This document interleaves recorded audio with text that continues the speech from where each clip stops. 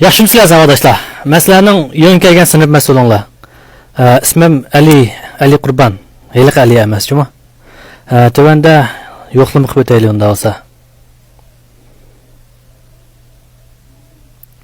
Püvi Zöhre. Püvi Zöhre'de birisi yo'qmi? Ay, ma'lum xato deb qo'ydingiz. Xato deb qo'ydingiz, ma'lum mening ismim Puzohra menda, Puzohra. Hey, meni xat tanimay deb qoldingmi? Sening isming Püvi Zöhre deb yoziqlikan qo'y. Püvi Zöhre, ismini chin tuta. Püvi Zöhre. Muhammed To'xti. Muhammed To'xti. Unda adam yo'qmi? Ma'lum, mening ismim aynan Mato'xtaxun menda, qatadilla. Hey, isming Mato'xtaxun bo'lsa, nima ish qilib yerga Muhammed To'xti deb yozdi? Hey, sen o'ylab baqa. Muhammed To'xti, aldingmi? Sening isming Muhammed To'xti. Men ikkinchi qatim demay ya. Muhammed To'xti. Ayşemgül.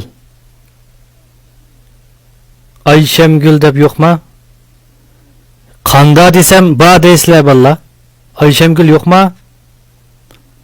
Sizlar qanda desam, ba deysizlar, deb biqinglarchi. Ma'lum Ayshem. Tizlaydi ekanmi shu. Bir chiroyli Ayşemgül desa, nima Ayşem deb olsa ismingni? Dadaq Ayshem deb qo'yaptikan ayna. Men o'zim demadim buni. Yo'g'a ishga, yo'g'a ish. Muhammed Qurban. Muhammed Qurban deb birisi yo'qmi valla? Yana bir qatim deyman, ha? Muhammed Qurban. Bormi? Bu, meni bu. Hey, sen bek oqsanim ekansan qo'ysan. Men sening nikoringni o'qiyatam dema, 3 qatim so'rasam anam degan ha deydiganqa, sen o'ylab baqa. Mening asli ismim Matquvanaxun, aynan Matquvanaxun degan mening. Sening isming qanday Matquvanaxun bo'ldi? Muhammed Qurban deb turmamdi. Ha? Sen o'zingning ismini bilmasang, dadangni boshlab kelama. Ashra ism qo'ygan imom bilan teng kelsin. Men dadangni boshlab kel da'vatma.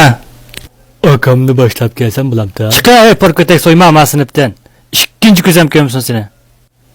Yana dadasi bilan imomni tang chaqirib keldiganlar yo'qdi hamda. Tugidi deyman, ha? Davomliq demen qilaylik unda olsa. Rustam. Ba mana. Uf.